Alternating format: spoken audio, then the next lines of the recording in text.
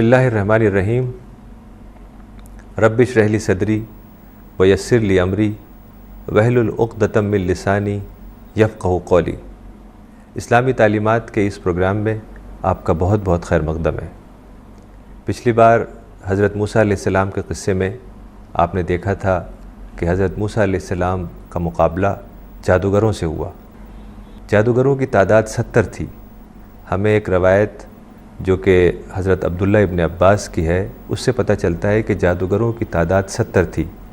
حضرت عبداللہ ابن عباس پروفٹ محمد صلی اللہ علیہ وسلم کے کزن تھے، چچا زاد بھائی تھے، اور رسول اللہ نے ان کے بارے میں بڑی اچھی دعا کی تھی کہ اللہ تعالیٰ عبداللہ ابن عباس کو قرآن کے سمجھنے کی توفیق عطا فرمائے۔ تو اسی کا یہ نتیجہ ہوا کہ حضرت عبداللہ ابن عباس نے قرآن کو سمجھا اور بہت ہی گہرے اس کے معنی لوگوں کو بتائے۔ ایک طریقے سے وہ قرآن کے مفسر بن گئے۔ تو ایک طرف 70 جادوگر اور دوسری طرف 2 لوگ یعنی حضرت موسیٰ علیہ السلام اور ان کے بھائی حضرت ہارون علیہ السلام۔ تو جب مقابلہ ہوا تو سارے جادوگر ہار گئے، اور جادوگر جادو کے فن کو جانتے تھے، اس لیے ان کو فوراً اندازہ ہو گیا کہ یہ جادو نہیں ہے بلکہ معجزہ ہے۔ جو چیز حضرت موسیٰ علیہ السلام نے دکھائی تھی وہ جادو نہیں تھا بلکہ وہ معجزہ تھا، یعنی میریکل تھا۔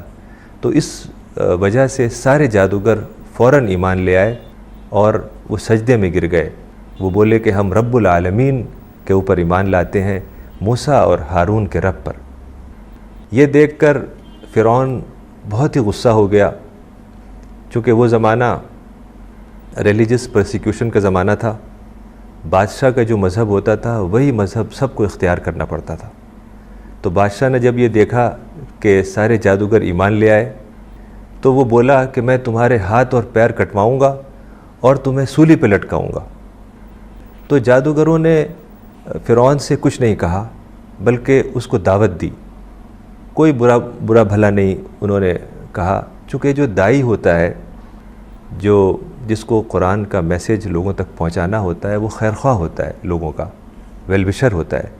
تو یہ جادوگر چونکہ ان کے اوپر حقیقت کھل گئی تھی، ریئلٹی کھل گئی تھی، تو انہوں نے فرعون کو دعوت دی، سارے لوگوں کو دعوت دی، آخرت کے بارے میں بتایا، جنت اور جہنم کے بارے میں بتایا، اور پھر بڑی گہری دعا ان کے منہ سے نکلی، ربنا افرغ علینا صبرا وتوفنا مسلمین، کہ اے ہمارے رب ہمارے اوپر صبر انڈیل دے اور ہماری موت اس حالت میں ہو کہ ہم ایمان پر قائم رہیں۔ تو جب بندہ خدا سے بہت قریب ہوتا ہے تو اللہ تعالیٰ کے فیضانات اسے ملنے لگتے ہیں، انسپریشنز اسے ملنے لگتے ہیں۔ تو اس طرح کی دعا جو جادوگروں کے منہ سے نکلی، ربنا افرغ علینا صبرا وتوفنا مسلمین، یہ وہی انسپریشن والی دعا ہے، الہامی دعا ہے، روحانی دعا ہے۔ تو پھر فرعون نے بنی اسرائیل کے اوپر اور مظالم بڑھا دیے، ظلم اور ڈھانے لگا، حضرت موسیٰ علیہ السلام کو پریشان کرنے لگا۔ تو اللہ تعالیٰ نے حکم دیا حضرت موسیٰ علیہ السلام کو کہ تم اپنے ساتھیوں سے کہو کہ وہ اپنے گھروں کو مسجد بنا لیں، یعنی گھروں کو نماز پڑھنے کی جگہ بنا لیں۔ نماز کیا ہے؟ نماز کو قرآن میں کہا گیا ہے وَأَقِمِ الصَّلَاةَ لِذِكْرِي، کہ میری یاد کے لیے نماز قائم کرو۔ یعنی جب ایک انسان سوچتا ہے کہ کیسے انسان پیدا ہوا، کیسے اس کو اللہ تعالیٰ نے وجود بخشا، کیسے اللہ تعالیٰ نے اس کو ایگزسٹنس دیا، وہ ایک نان ایگزسٹنٹ اینٹیٹی تھا، کیسے اللہ تعالیٰ نے یہ جسم عطا کیا، کیسے وہ پیدا ہوا، کیسے وہ بڑا ہوا، کیسے اس دنیا میں ساری چیزیں موجود ہیں، ہوا، پانی، آکسیجن، دنیا کی سب چیزیں اس کے مطابق ہیں۔ تو پھر اس کے اندر ایک گہرا شکر کا احساس پیدا ہوتا ہے، اور ساری جو نعمتوں کو وہ دیکھتا ہے، جو بلیسنگز ہیں اور باؤنٹیز ہیں خدا کی، اس کے اوپر سوچتا ہے، تو پھر گہرا شکر کے احساس میں وہ ڈوب جاتا ہے۔ تو اسی احساس بندگی، احساس شکر کا اظہار دراصل نماز کی صورت میں ہوتا ہے۔ چونکہ انسان چاہتا ہے کہ جو اس کا محسن ہے، جو منعم ہے، جو گیور ہے، جو بینیفیکٹر ہے، اس کے لیے شکر کے احساس میں کچھ کرے، تو نماز اس کے لیے سب سے اچھی عبادت ہے کہ نماز میں انسان خدا کے آگے جھک جاتا ہے۔ تو نماز دراصل بہت ہی اہم ہے، بہت ہی اہم عبادت ہے۔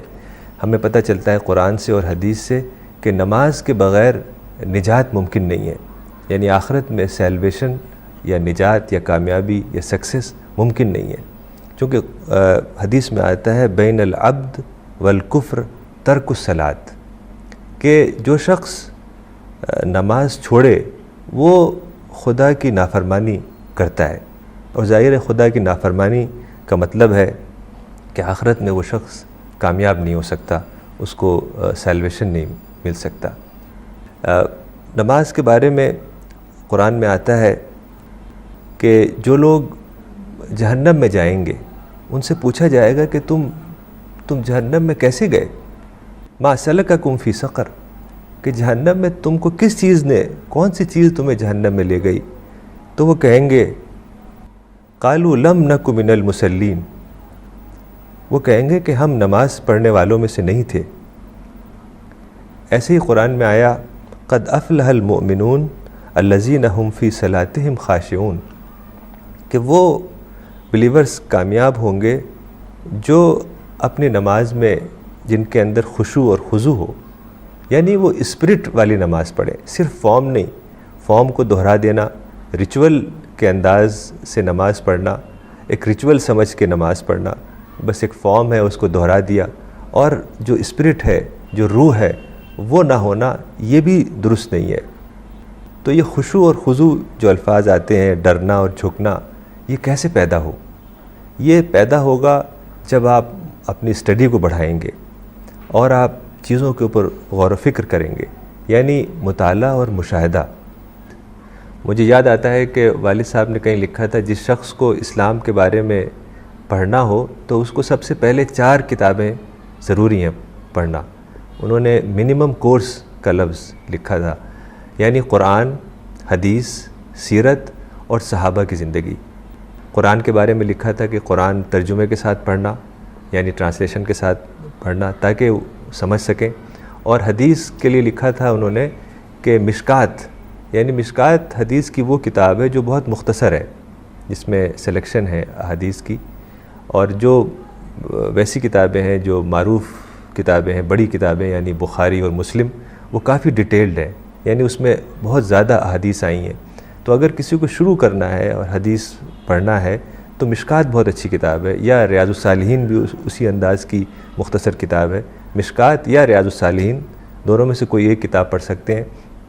اور سیرت کے لیے انہوں نے لکھا تھا کہ سیرت ابن کثیر، حضرت ابن کثیر کی جو کتاب زیادہ مشہور ہے وہ ہے تفسیر ابن کثیر، لیکن ابن کثیر نے سیرت بھی لکھی تھی۔ سیرت اسے کہتے ہیں، یعنی پروفٹ کی زندگی کے بارے میں جو کتاب لکھی جاتی ہے، لائف آف دی پروفٹ محمد، اسے سیرت کہا جاتا ہے۔ تو سیرت کے لیے انہوں نے کہا تھا سیرت ابن کثیر کا مطالعہ کریں، اور صحابہ کی زندگی کو جاننے کے لیے حیات الصحابہ پڑھیں۔ تو قرآن، مشکات یا ریاض الصالحین، سیرت ابن کثیر اور حیات الصحابہ، تو یہ 4 کتابیں جب آپ پڑھیں گے، گہرائی سے مطالعہ کریں گے، تب آپ وہ سب باتیں سمجھ سکیں گے۔ اس کے بعد ہی قرآن کے مطابق قد افلح المؤمنون الذین هم فی صلاتهم خاشعون، کہ یعنی جب آپ گہرائی سے چیزوں کو سمجھیں گے، مطالعہ اپنا بڑھائیں گے، اسٹڈی اپنی بڑھائیں گے، تب جب آپ نماز پڑھیں گے تب وہ اسپرٹ آپ کے اندر پیدا ہوگی، روح والی نماز آپ پڑھ سکیں گے۔ تب قرآن کے اس آیت کے مطابق قد افلح المؤمنون الذین هم فی صلاتهم خاشعون، تب آپ وہ نماز پڑھ سکیں گے جو قرآن میں آیا کہ وہ بلیورز کامیاب ہوں گے جو اپنی نماز، جن کی نماز میں خشوع ہوگا۔ تو یہ خشوع ہے، یہ جبھی آئے گا جب آپ اپنی اسٹڈی بڑھائیں گے، اپنا مطالعہ بڑھائیں گے، چیزوں کو گہرائی سے سمجھیں گے، اور جو خدا کے سائنز بکھرے ہوئے ہیں ہر طرف، ان کے اوپر گہرائی سے غور کریں گے، تو یہ سب چیزیں آئیں گی جب آپ اپنی اسٹڈی کو بڑھائیں اور اپنا مطالعہ اور مشاہدے کو بڑھائیں۔ حضرت موسیٰ علیہ السلام کے قصے میں ایک شخص کا ذکر آیا ہے جس کا نام قارون تھا۔ قرآن میں قارون کا لفظ استعمال ہوا ہے اور بائبل میں کورہ کا لفظ استعمال ہوا ہے۔ قارون ایک بنی اسرائیل کا آدمی تھا، پھر وہ فرعون سے مل گیا اور کسی وجہ سے اس کے پاس بہت دولت ہو گئی، وہ بہت ہی امیر آدمی بن گیا، بہت ویلتھ ہو گئی۔ قرآن میں آتا ہے کہ اس کے پاس اتنی ویلتھ تھی، جو اس کا ٹریجر ہاؤس تھا، جو خزانہ تھا اس کی چابیاں اتنی زیادہ ہوتی تھیں کہ کئی لوگ اس کو مل کر اٹھاتے تھے۔ تو وہ ایک بہت بڑے محل میں رہتا تھا، نہایت عیش و عشرت کی زندگی گزارتا تھا، اور پھر وہ اپنی دولت کو لوگوں کے سامنے اس نے ظاہر کرنا شروع کیا۔ یعنی جب انسان کے پاس دولت ہوتی ہے تو پھر شیطان اس کو بہکاتا ہے، شیطان اس کے دل میں ڈالتا ہے کہ اب تم دکھاوے والے کام کرو، یعنی بڑے بڑے فنکشن کرو، لگژریس لائف اختیار کرو، تاکہ لوگ یہ سمجھیں کہ تم بہت امیر انسان ہو۔ تو لوگوں نے اس سے کہا، اذ قال له قومه لا تفرح ان اللہ لا يحب الفرحین، کہ لوگوں نے کہا کہ تم اتراؤ مت، اپنی دولت کے اوپر تم اتنے ناز مت دکھاؤ، اللہ تعالیٰ اترانے والوں کو پسند نہیں کرتا۔ لیکن اس نے اپنی دولت کو اور زیادہ لوگوں کو دکھانا شروع کیا۔ تو جو لوگ دنیا کی زندگی جن کو پسند تھی، وہ بولے کہ کاش ہم بھی قارون کی طرح سے ہمیں بھی وہ چیزیں ملتی جو قارون کو ملی ہیں۔ لیکن جو لوگ دین کو سمجھتے تھے، وقال الذین اوتوا العلم، جن لوگوں کو علم یعنی دین کا گہرا علم تھا، وہ بولے کہ ویلکم ثواب اللہ خیر لمن آمن وعمل صالحا، کہ خدا کا ثواب یعنی آخرت کا ثواب بہتر ہے جو اللہ پر ایمان لائے اور نیک کام کرے، ولا یلقاہا الا الصابرون، کہ یہ صرف صبر کرنے والوں کو ملتا ہے۔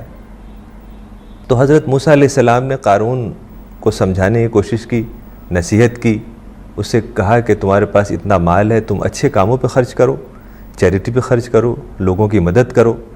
تو وہ بولا کہ مجھے یہ مال کسی ایک علم سے ملا ہے جو میرے پاس ہے، یعنی میرے کسی علم کی وجہ سے، میرے کسی ہنر کی وجہ سے یہ مال مجھے ملا ہے۔ وقال انما اوتیتہ علی علم عندی، کہ یہ مال جو میرے پاس ہے، جو دولت میرے پاس ہے، یہ میری اپنی ذاتی کسی ہنر کی وجہ سے ہے۔ تو دراصل یہی انسان غلطی کرتا ہے کہ وہ سمجھتا ہے کہ جو مال ہے یا جو چیزیں اس کے پاس ہیں وہ اپنے سے منسوب کرتا ہے، یعنی کہ وہ اس کو اپنا سمجھتا ہے، اپنی ملکیت سمجھتا ہے، حالانکہ بہت سارے فیکٹرز ہوتے ہیں۔ انسان کا جو حصہ ہے وہ تو بہت کم ہے، 1% بھی نہیں ہے۔ بہت سارے فیکٹرز ہوتے ہیں جو اللہ تعالیٰ نے اس دنیا میں رکھی ہیں چیزیں، ان سب چیزوں کو استعمال کر کے انسان کوئی کام کرتا ہے، کوئی بزنس کرتا ہے، پھر وہ کچھ اس پوزیشن میں ہوتا ہے کہ کچھ دولت کمائے۔ تو جب اس نے اپنا رویہ بدلا نہیں، قارون نے اپنا رویہ نہیں بدلا، حالانکہ حضرت موسیٰ علیہ السلام نے اس کو نصیحت کی، تو ایک دن ایسا ہوا کہ ایک بہت بڑا زلزلہ آیا، اور اس زلزلے میں قارون کا محل زمین میں دھس گیا اور وہ خود بھی زمین میں دھس گیا اور اس کی موت ہو گئی۔ تو جو لوگ ایک دن پہلے یہ کہہ رہے تھے کہ کاش ہمارے پاس بھی اتنی دولت ہوتی، کاش ہمارے پاس بھی اتنا سب کچھ ہوتا، اور قارون تو بڑا فارچونیٹ ہے، بڑا اس کے پاس سب کچھ ہے، تو وہ بولے وَأَصْبَحَ الَّذِينَ تَمَنَّوْا مَكَانَهُ بِالْأَمْسِ يَقُولُونَ وَكَأَنَّ اللَّهَ يَبْسُطُ الرِّزْقَ لِمَن يَشَاءُ مِنْ عِبَادِهِ وَيَقْدِرُ۔ تو جو لوگ ایک دن پہلے یہ کہہ رہے تھے کہ ہائے ہم تو بڑے بدقسمت ہیں، یہ فرعون بڑا قسمت والا ہے، بڑا فارچونیٹ ہے، ہمیں بھی یہ سب چیزیں ملی ہوئی ہوتی، تمنا کر رہے تھے کہ جو چیز قارون کو ملی تھی وہ ہمیں بھی ملے، تو وہ بول پڑے کہ کہ اللہ تعالیٰ جس کا رزق چاہتا ہے گھٹاتا ہے اور جس کا رزق چاہتا ہے بڑھاتا ہے. چونکہ جو یہ رزق ہے، جو مال ہے، ویلتھ ہے اور دنیاوی چیزیں ہیں، پراپرٹی ہے، بزنس ہے، کار ہے، پاور ہے، یہ سب چیزیں جو دنیا میں انسان کو ملتی ہیں، یہ دراصل ٹیسٹ ہیں. انسان اگر اس کو ٹیسٹ سمجھ کے اس کو استعمال کرے تو وہ اس کو صحیح استعمال کرے گا، اور اگر وہ اس کو اپنی ملکیت سمجھے گا تو پھر وہ اس کو جیسے چاہے گا خرچ کرے گا اور پھر اللہ تعالیٰ کی پکڑ میں آ جائے گا. چونکہ قرآن میں آتا ہے المال والبنون زینت الحیات الدنیا والباقیات الصالحات خیر عند ربک، کہ جو مال اور اولاد ہے یہ سب ٹیسٹ کے لیے ہیں، اور جو چیز باقی رہنے والی ہے وہ آخرت میں جو اچھے کام ہم کریں گے، جو ثواب ہمیں ملے گا، وہی باقی رہنے والی چیز ہے. تو دنیا کی ساری چیزیں دراصل ٹیسٹ ہیں. اور قرآن میں آتا ہے کلوا واشربوا ولا تسرفوا انہ لا یحب المسرفون، کہ اللہ تعالیٰ ویسٹ کرنے والوں کو، جو لوگ فضول خرچی کرتے ہیں، ان کو پسند نہیں کرتا ہے. اور قرآن میں اس کو کہا گیا ہے ان المبذرین کانوا اخوان الشیاطین، کہ جو ویسٹ کرنے والے لوگ ہیں، جو پیسے کو ویسٹ کرتے ہیں، بڑے بڑے شادیوں میں فنکشن کرتے ہیں اور اس طریقے سے دکھانے والی چیزوں پر، دکھاوے کے اوپر خرچ کرتے ہیں، وہ سب قرآن کے مطابق اخوان الشیاطین ہیں، یعنی شیطان کے بھائی ہیں. قرآن میں بہت سخت الفاظ میں یہ بات آئی ان المبذرین کانوا اخوان الشیاطین، کہ جو لوگ ویسٹ کرتے ہیں پیسے کو، چونکہ پیسہ خدا کا ٹرسٹ ہے، اسے ہمیں صحیح طریقے سے استعمال کرنا ہے. اس کا مطلب یہ نہیں ہے کہ پیسہ کوئی بری چیز ہے، پیسہ بہت اچھی چیز ہے، ویلتھ اچھی چیز ہے، لیکن انسان کو ویلتھ یا دنیا کی جو چیزیں ہیں اس کو نیڈ کے بقدر استعمال کرنا چاہیے. اسی لیے قرآن میں آتا ہے یسألونک ماذا ينفقون قل العفو، کہ لوگوں نے پوچھا کہ ہم کیا خرچ کریں، یعنی ہم اچھے کاموں پر، چیریٹیبل کاموں پر، دعوتی کاموں پر کیا خرچ کریں. تو اس کا جواب اللہ تعالیٰ نے دیا قل العفو، یعنی تم سب خرچ کر دو، اپنے نیڈ کے بقدر تم اپنے اوپر خرچ کرو اور باقی سب چیزیں اچھے کاموں پر خرچ کر دو. تو یہ بات بہت ہی اہم ہے کہ جو پیسہ ہے وہ ہماری نیڈ ہے، ضرورت ہے. ظاہر دنیا میں بہت ضرورتیں ہیں تو انسان کو پیسے کی بھی ضرورت ہے، لیکن پیسہ انسان کا گول نہیں ہے. یہی فرق انسان اگر سمجھ لے کہ جو ویلتھ ہے وہ ہمارا گول نہیں ہے بلکہ ہماری ضرورت ہے. گول تو آخرت ہے، گول جنت ہے، گول اللہ تعالیٰ کے یہاں کامیابی اور کامرانی ہے. تو قارون کی مثال سے، قارون کے واقعے سے ہمیں یہ سبق ملتا ہے کہ ہمیں مال کو بہت ہی احتیاط کے ساتھ خرچ کرنا ہے. حدیث میں آتا ہے کہ قیامت میں ایک انسان کے پیر خدا کے سامنے سے نہیں ہٹیں گے جب تک کہ وہ اس سوال کا جواب نہ دے کہ اس نے مال کہاں سے کمایا، کیسے کمایا اور کہاں خرچ کیا.